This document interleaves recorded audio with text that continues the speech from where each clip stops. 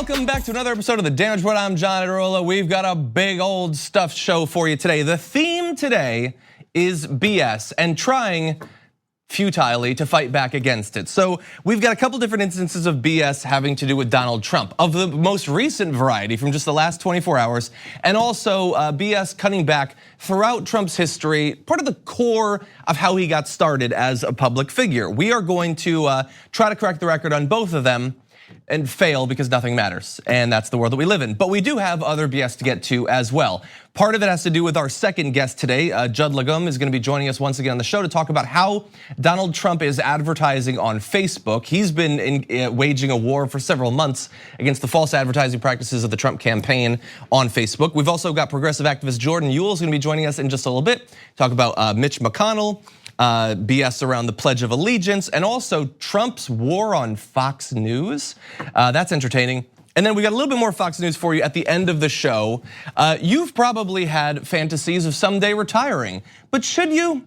Is it really a good thing to retire? They're gonna try to convince you otherwise. But as I said, we are gonna be starting off with the big historic BS now. Donald Trump loves to brag about his education. He went to Wharton School of Finance, University of Penn, great institution. And he brags about it constantly as an example of how he is a genius, a very stable genius. In fact, there's a few issues with that as well. And it really cuts to the core of the myth of Donald Trump.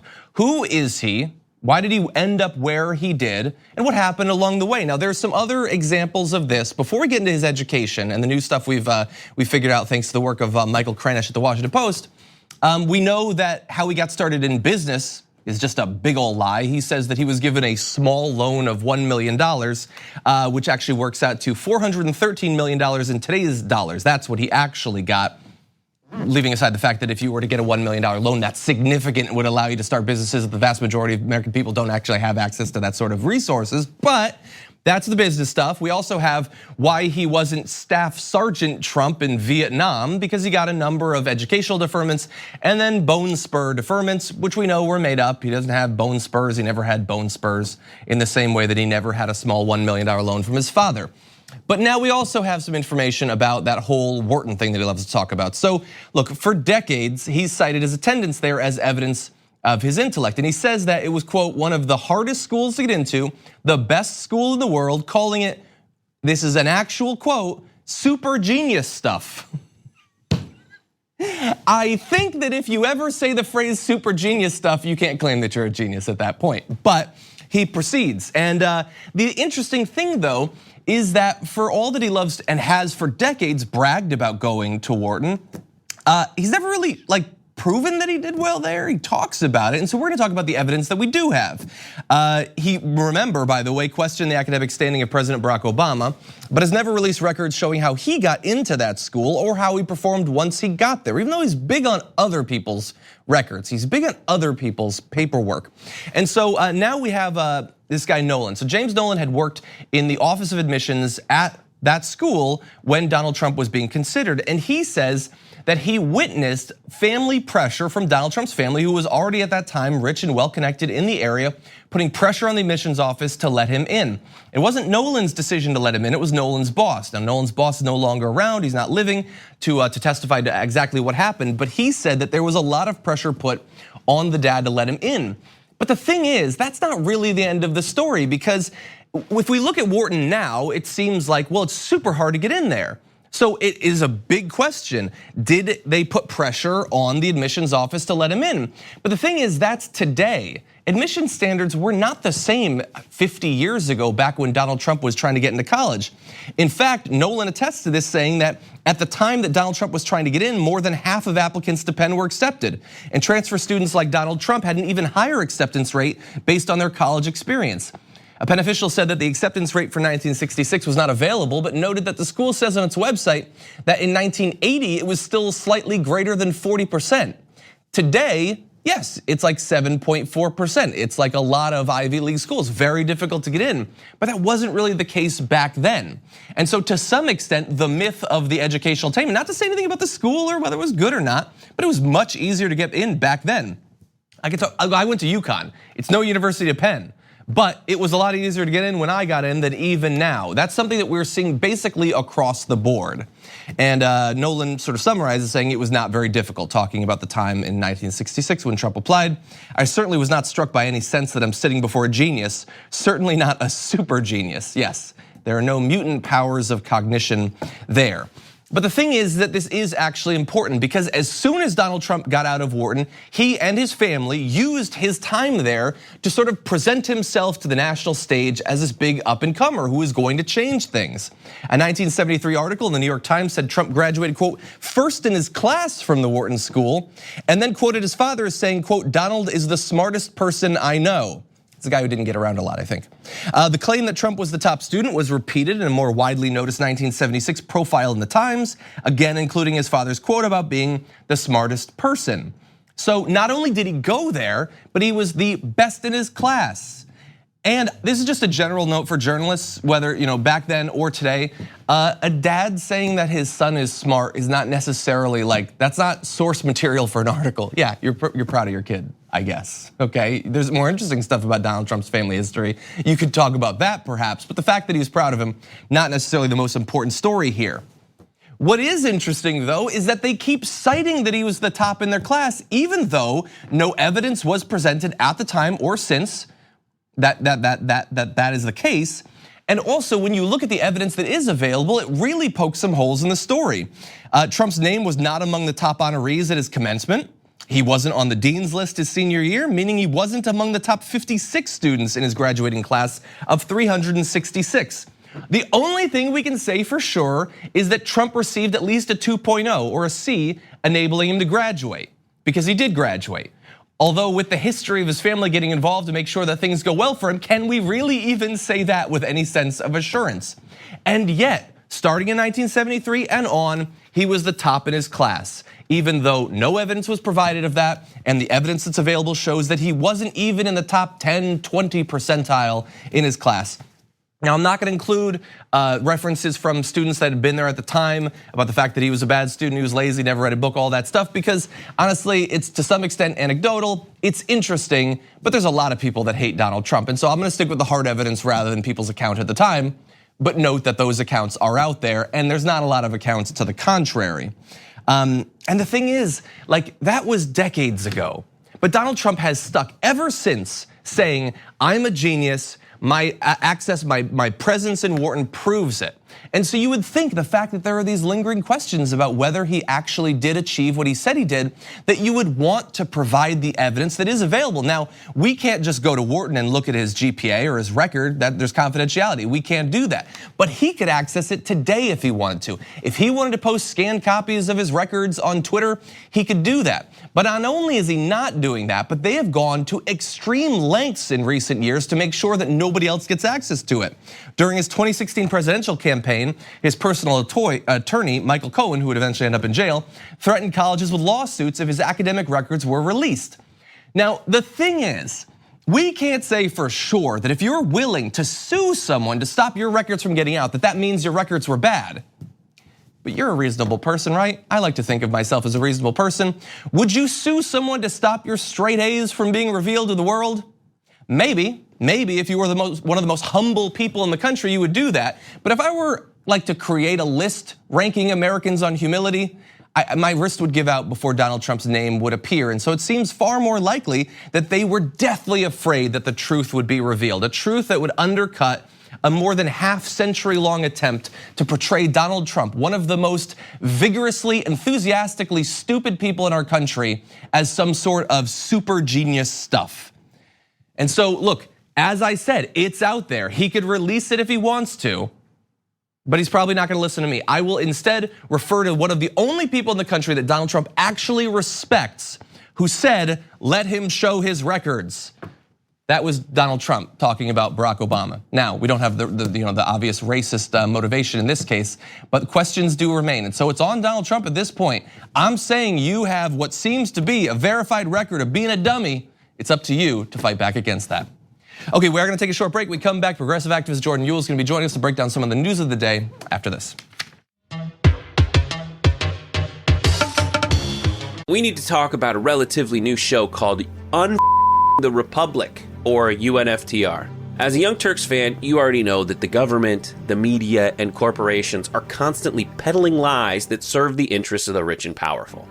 But now there's a podcast dedicated to unraveling those lies, debunking the conventional wisdom. In each episode of On the Republic, or UNFTR, the host delves into a different historical episode or topic that's generally misunderstood or purposely obfuscated by the so-called powers that be, featuring in-depth research, razor-sharp commentary, and just the right amount of vulgarity.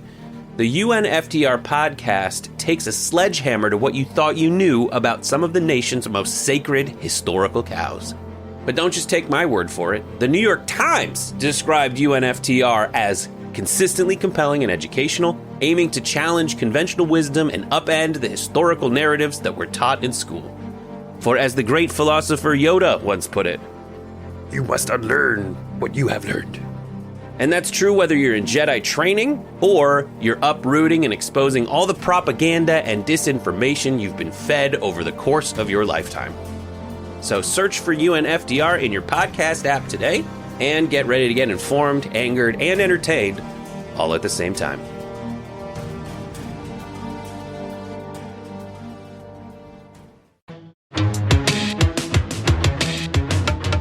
Joining us now to break down the big news of the day, progressive activist Jordan Ewell. Welcome back to the Damage Report.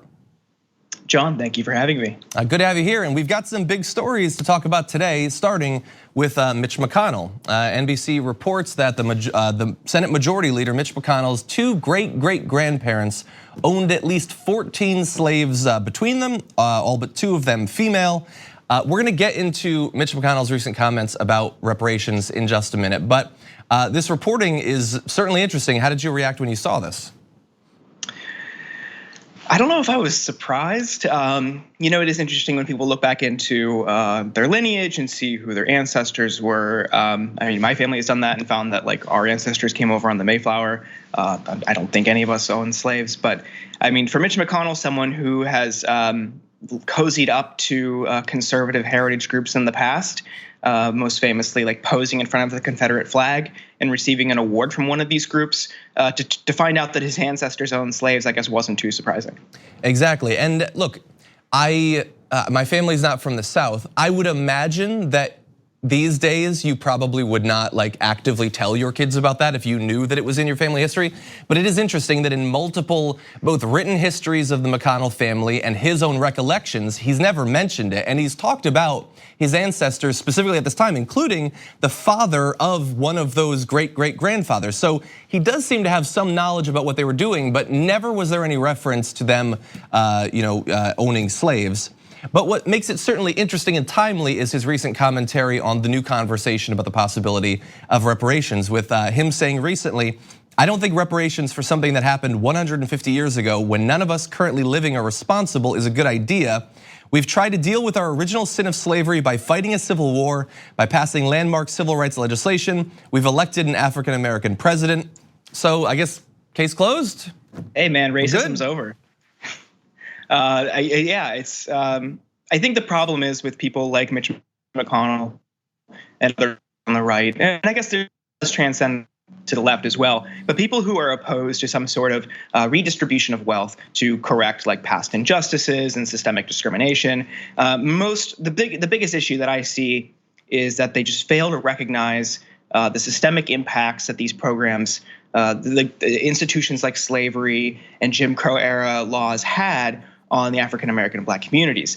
Like this is just, he can't recognize it, just as like Tucker Carlson can't recognize it. These people don't want to acknowledge that they got a head start, whether it's through generational wealth and passing down this wealth, that they got a head start out of free labor, whether it's, they can't acknowledge that redlining had an impact when you redlined Black families into certain neighborhoods poor and made those neighborhoods poor by denying them access to other institutions like jobs and equal pay and healthcare, and then tethered those properties to you tether those property taxes to the educational system. I mean, it's a cross-platform way to discriminate against people, and to failing to acknowledge that those has systemic impacts that transcend decades and impact people today. It's ahistorical, it's foolish, and it's wrong. And adding on to the ahistorical nature of this, I find it interesting that in a paragraph where he says there shouldn't be reparations because none of us were alive back then, we're not responsible. He then goes on to say, we've fought a civil war, we've passed a landmark civil rights legislation. I don't believe, he looks like he could have been in the Civil War. I don't think he fought in the Civil War. He wouldn't have fought on the right side anyway. He didn't pass the civil rights legislation. The only one of those three things he cited that he was alive for was electing an African-American president. And I don't really remember, did he vote for Obama? No, I think he actually spent the entire time in the Senate trying to make sure that the first African-American president never got anything accomplished. So it seems weird to take credit for those things.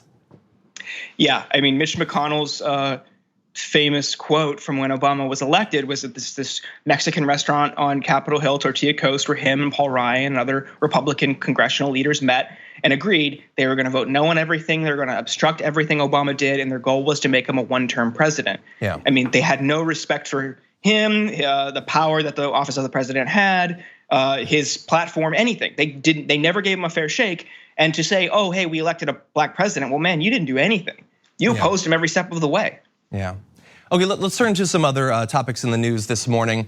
Let's talk a little bit about how easily duped some Republicans are. Now, I want to focus on Donald Trump, but I do want to give just a quick shout out because we hadn't previously talked about it. Steve King was duped over the Independence Day weekend by friend of the show, Ken Klippenstein, and retweeting a photo of Jack Nicholson from A Few Good Men. So it's not necessarily difficult, but there you have a lib trying to fool the right. In this case, I want to talk about the Pledge of Allegiance and Fox News duping the president because Trump tweeted this morning, outrage is growing in the great state of Minnesota where our patriots are now having to fight for the right to say the Pledge of Allegiance. I will be fighting with you at Fox and Friends because our president, the most powerful person in the world, spends his entire morning watching Fox and Friends. But the issue here is that they had told him that in that great state of Minnesota, they've banned the saying of the Pledge of Allegiance. It's not true, they didn't actually do that. But he now believes it's true and might dispatch the federal government because he believed something Steve Doocy said. That's sort of sad. It's very sad. And this is a perfect illustration of this feedback loop that Fox and Friends and Trump, or Fox in general, but has with Trump. So they'll say something like this, and this is based on a flimsy report. It isn't banned. It's just the city council or this community government just decided, maybe we're not going to say the pledge for a meeting. The right wing drummed up this outrage, this phony story, and it got all the way to Trump's Twitter feed.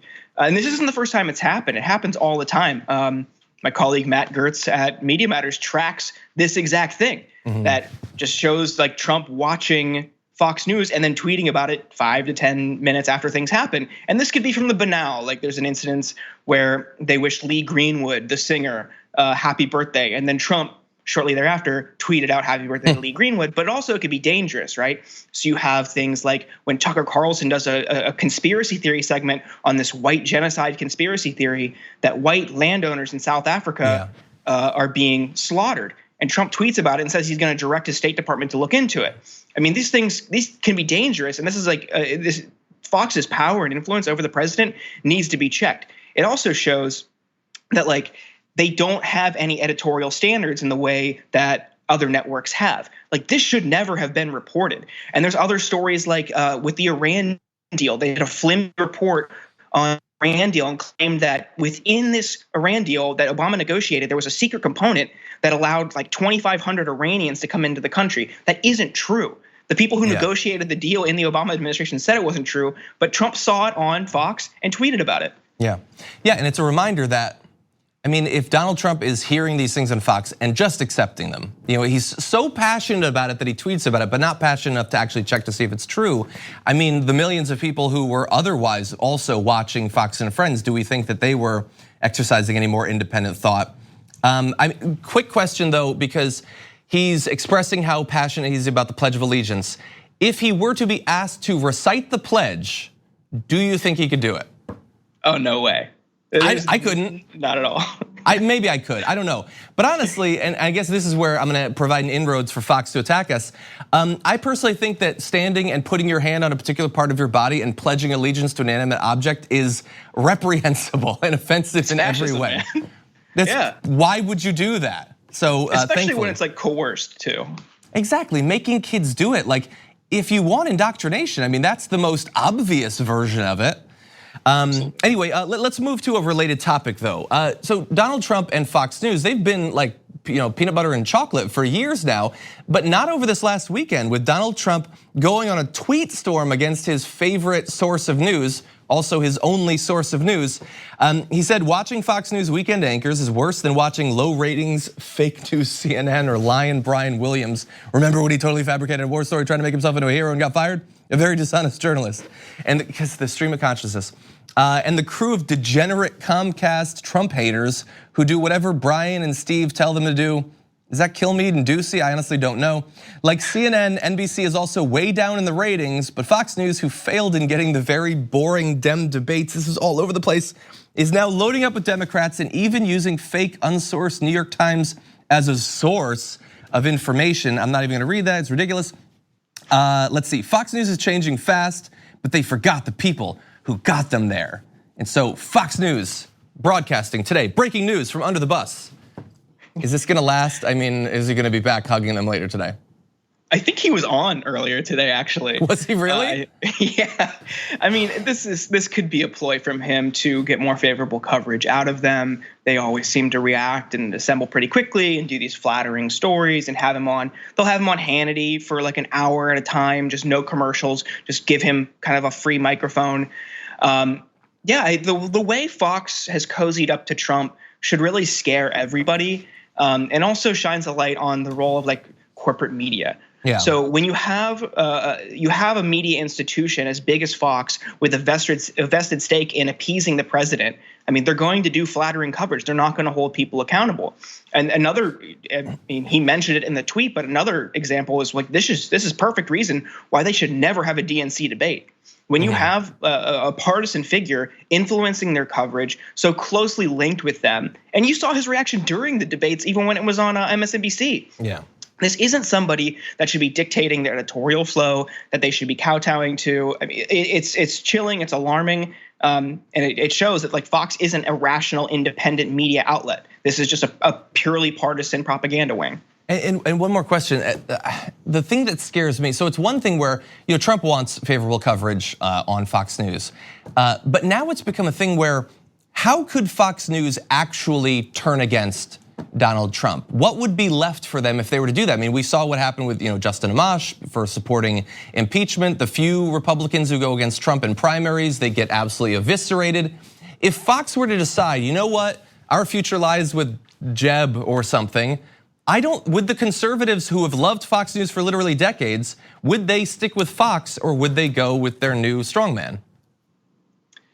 So I've thought a little bit about this, and if Fox were to ever turn on Trump, I just don't see a way forward for them because they've indoctrinated their viewers to such an extent that they would cannibalize the network. And I think this is just like another example of like they can't really change their primetime programming because their viewers would lash out. They're so hooked on this outrage, this pure like unbridled like right-wing propaganda. They can't do anything like else. They can't go to CNN because this presentation of two different sides or their interpretation of it is just like incomprehensible to them. One thing also, there's another far right outlet on American News that's creep up on Fox with the CEO or the president of the network explicitly tweeting at Trump saying like, hey man, like we will be that outlet for you. We will cozy up to you. We will defend you. And it's just like these people are using media infrastructure to run propaganda networks and partisan operations. Like we need to be careful about what we watch, what we consume, and also how these providers like Dish Network and the cable companies and all these different things, how they serve and present these channels, because this isn't news. This is just entertainment with a partisan bent. And the Fox News might come to regret some of what they've trained their audience in for the past few years, where they have trained the audience that the president gets to decide what's real and what news is fake news. But that label could be turned on them really fast, and they have done the work to get their audience to be ready to turn on them, in my view. Well, Jordan, we're always glad to have you here. We appreciate your activism, both on and off the show, and so thank you for joining us. Thanks for having me, John. We're gonna take a short break here. When we come back, some more recent fact checks driven by Donald Trump's Twitter activity.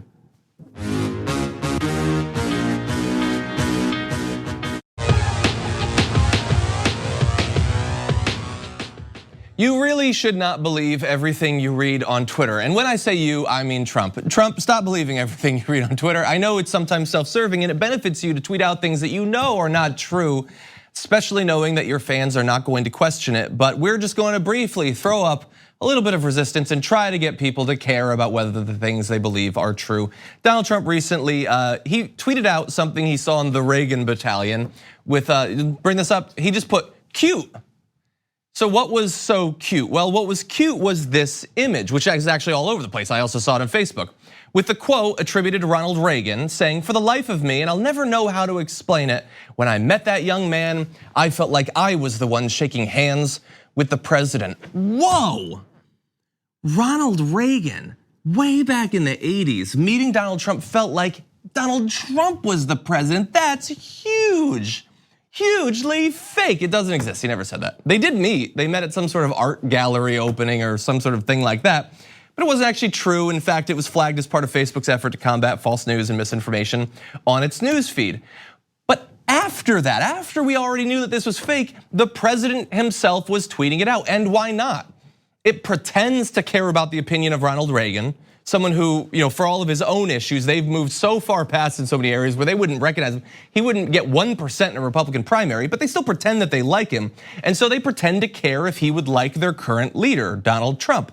He didn't actually say it. We don't know what his opinion was. Maybe it was positive, maybe it wasn't positive. Ronald Reagan was kind of an idiot. Maybe he did like Donald Trump, but there's no actual evidence of it. And I do think that you should care. And the thing is, especially, if you see a meme, if you see an image of politicians and there's a quote there, every alarm bell possible should be ringing for you because you know how often this stuff is false. And in particular, if you read the quote and you think, oh my God, I like that. That confirms something I believe or want to believe.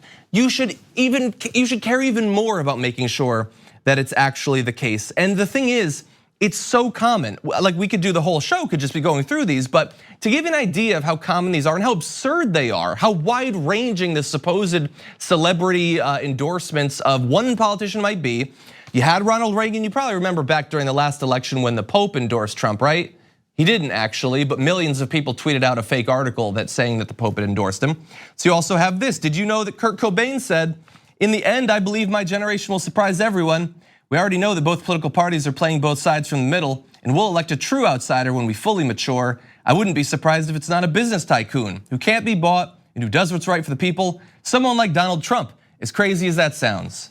Well, it does sound crazy, because he never said that. And people who knew and worked with Kurt Cobain said, of course it's fake. He would never trust anyone like that. He fought against the economic elite and the machine and all of that. But it's out there. I don't know if there's a lot of Republicans who are big fans of Kurt Cobain, but maybe. But if not Kurt Cobain, how about this? Did you know that John F. Kennedy Jr. said, "If my dear friend Donald Trump ever decided to sacrifice his fabulous billionaire lifestyle to become president, he would be an unstoppable force for ultimate justice that Democrats and Republicans alike would celebrate." You know that one's fake because it has a totally unnecessary compliment towards his lifestyle. No, he didn't say that. He didn't say that. Maybe he liked him, but there's no evidence of it, and evidence actually counts. Here's a great one. Did you know that Donald Trump was endorsed by Hillary Clinton? So this image, and you can tell it's a valid meme because of how many times it's been reposted and the image is degraded over time. But Hillary Clinton in 2013, I would like to see people like Donald Trump run for office. They're honest and can't be bought. Okay, so these people who despise Hillary Clinton, suddenly, if she's endorsing him, it's a good thing for him. But this actual image, this was posted by someone on Facebook, and I dug a little bit deeper, and it was fascinating the interaction that came from this particular one, because he posted that it's not true. A friend of that individual posted the fact check and said, this is kind of a bad thing. You should care about whether what you're posting is true or not. Could you check into it?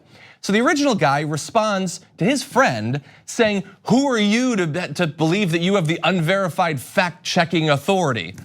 Even though he's wrong. It's a fake image. So he attacked that person. He gets supported by another individual who says, aha, you didn't read this original quote in the mainstream media because they're in the bag for Hillary Clinton. That quote actually comes from WikiLeaks. And so he posted an NPR article with an embedded WikiLeaks document in it. And I thought, oh my God, they actually do care. They do want the evidence, and he tracked down the actual quote. And so I clicked on that article. And there was no reference to Donald Trump in the article. So I went to the attached WikiLeaks document. Donald Trump isn't mentioned even once in it. So that guy posted evidence that if he had actually looked at himself for even a second would prove that Donald Trump is not anywhere in it even for a second. So these people, like the idea is that they want to believe these things. And even more so, now that there is so much fact checking online, they want the aura of caring about reality, but they won't actually do the work to achieve it, to deserve it. And so when you're seeing stuff like this, I mean, it's easy for libs like us to look at this stuff about Donald Trump and to laugh about it. You know, it's funny, look at these gullible people, they like QAnon and all that stuff. But we're entering into a divisive primary, and there is going to be hundreds of these sorts of memes and fake quotes and references and rumors and conspiracy theories. We're learning more about the Seth Rich conspiracy theory today. And not all of them are meant to appeal to MAGA heads. Some of them will be meant to appeal to you, whether you're a fan of Hickenlooper, Harris, or Booker, or Buttigieg, or Sanders, or whoever. They're gonna be targeting you. And you have to be better than these fools. You have to care about whether what you believe, what you post, what you retweet is true. The onus is on you because you are surrounded by an ocean of disinformation. So just understand that that's what you're entering into. We'll see if you can do better than these fools. Okay, we're gonna take a short break. We come back, lots more to get to.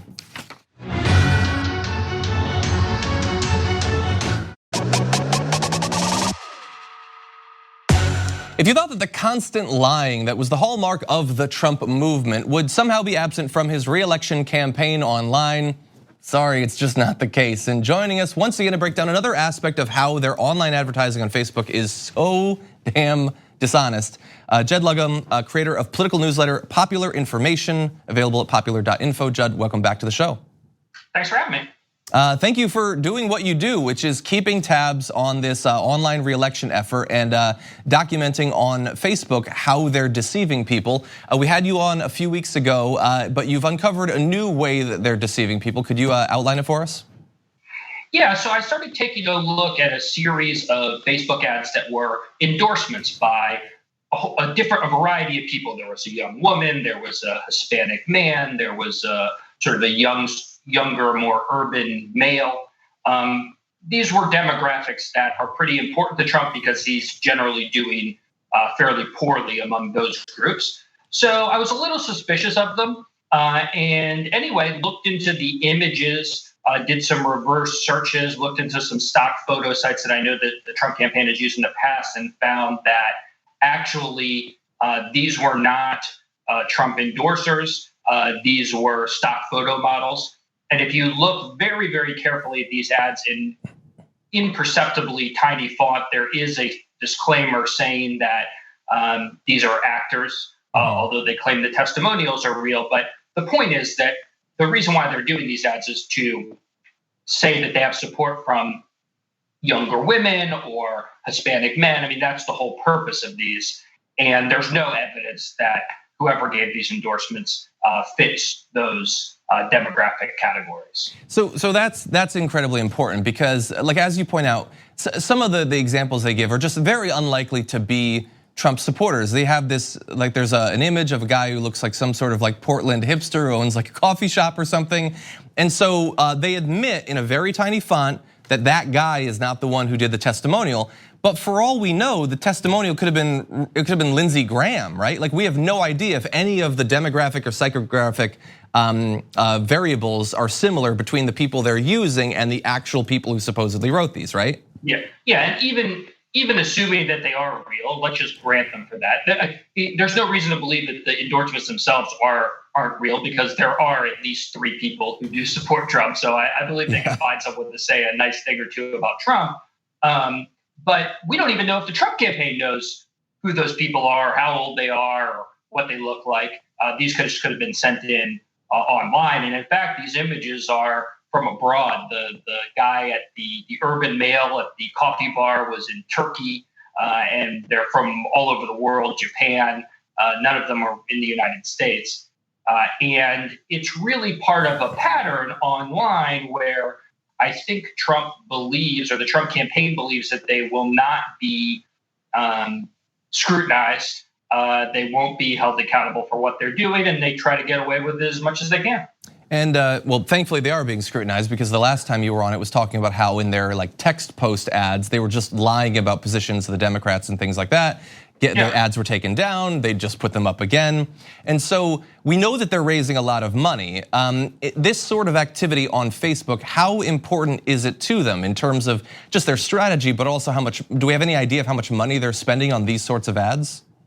We do know how much money on Facebook and Google. It's upwards of $600,000 or $700,000 per week if you combine Facebook and Google. Most of that is on Facebook, about 500,000 or so. Wow. Far outpacing any of the Democrats. We also know that combined, the Republican Party and the Trump campaign raised over $100 million in the last quarter, which is a big sum.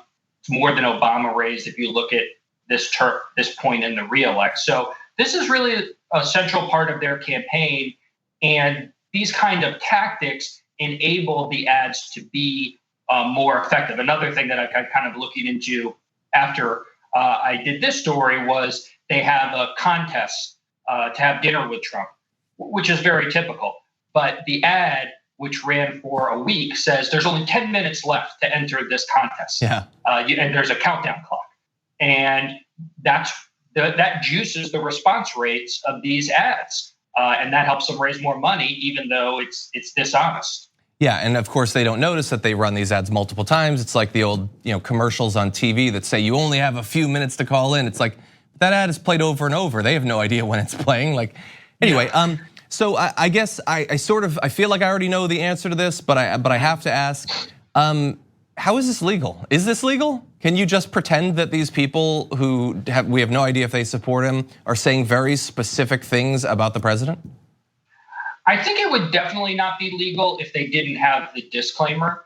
I think the disclaimer puts us into like a more of a murky area because technically they're acknowledging what's happening, and you're certainly allowed to use actors in ads. I think the issue is of whether it's a real disclosure, because most people who encounter an ad like this are going to be looking at it on their phone, and so the disclaimer is going to be illegible to the naked eye, effectively. I mean, I had to stop it mid-sentence, blow it up, just to kind of make out what was going on. So someone just sort of casually looking on their phone isn't going to see it. So I think it's definitely borderline. It may not be legal, but the problem is that the FEC, the FTC, the different agencies that would be responsible for this, I don't think you can count on them taking action against the Trump campaign. Exactly. Well, man, the person who made those ads is going to be just horrified to find out that a lot of people won't be able to see that disclaimer. Yeah. Judd, as always, thank you for joining us. We appreciate you joining us, and also we want to let people know once again that your newsletter, Popular Information, is available at popular.info. Thank you for all the work you do. Thanks for having me on.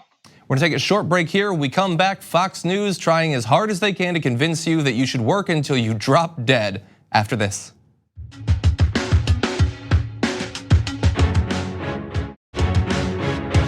A recent poll finds nearly 1 in 4 people don't expect to ever leave the workforce. So why are so many people financially unfit to call it quits?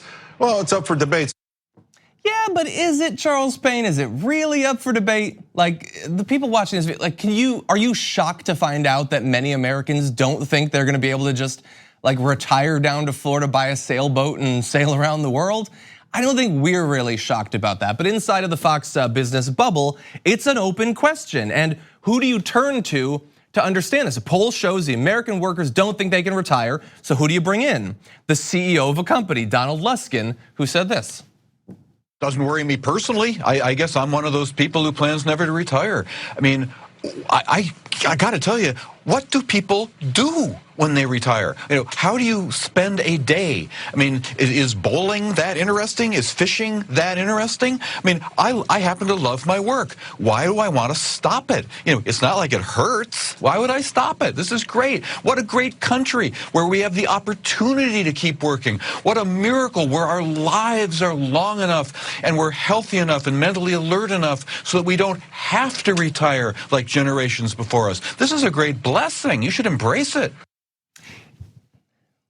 it's a great blessing for that CEO that he said that in a Fox Business studio and not surrounded by workers, because every word of that in a different historical context would have gotten him strung up in effigy at the very least. It doesn't worry me personally. Me, CEO of Trend Micro. No, it doesn't bother you personally because you own a corporation. You're gonna be just fine. Is bowling that interesting? Is fishing that interesting? I happen to love my work. Okay, a lot of people don't love their work. They don't do it because it's the passion deep within their heart. They do it because they have to do it if they want food and a roof. And at some point, they would like to lay down their burden after it has, over the course of decades, broken their minds and their bodies. They would like a little bit of rest before they pass into the great beyond.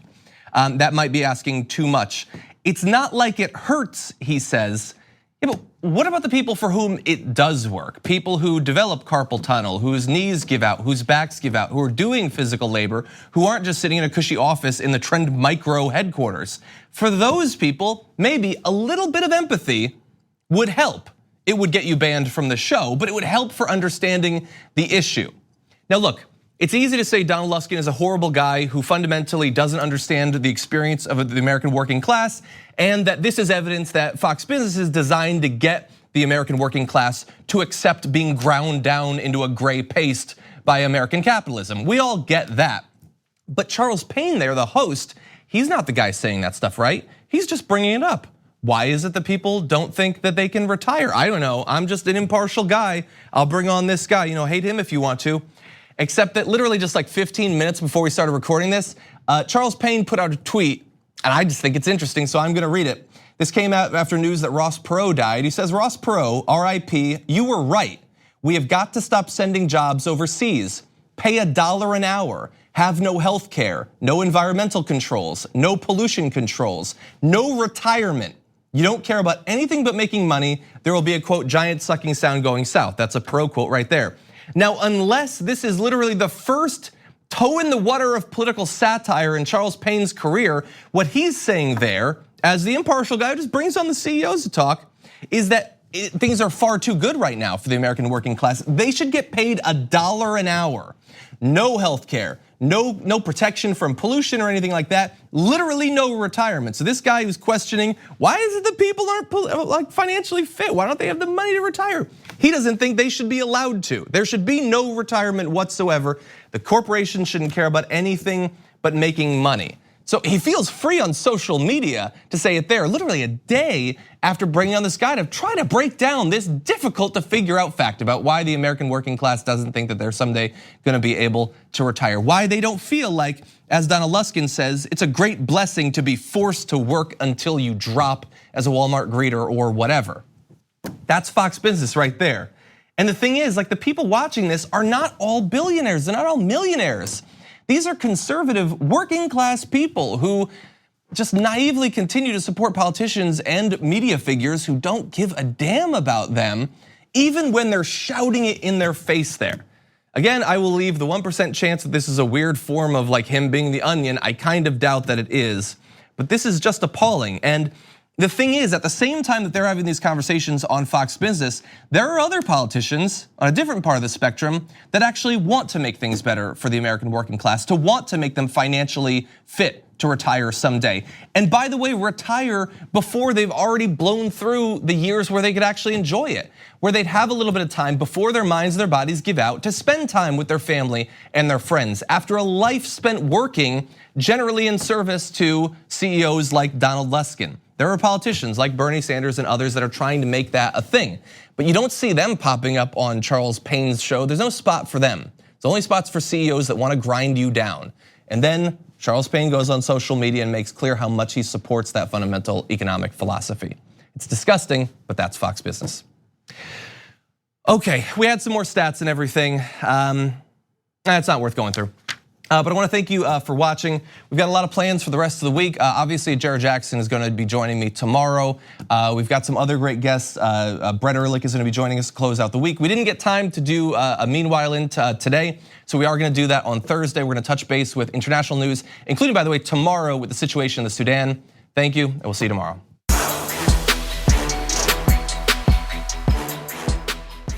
Thanks for listening to the full episode of The Damage Report. Support our work, listen ad-free, access members-only bonus content, and more by subscribing to Apple Podcasts at apple.co/TYT. I'm your host, John Adarola. I'll see you soon.